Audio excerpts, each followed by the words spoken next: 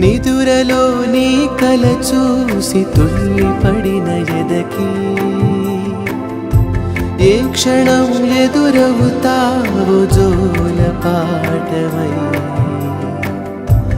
ఆకలని అడగక ముందే నోటి ముద్దు నువ్వై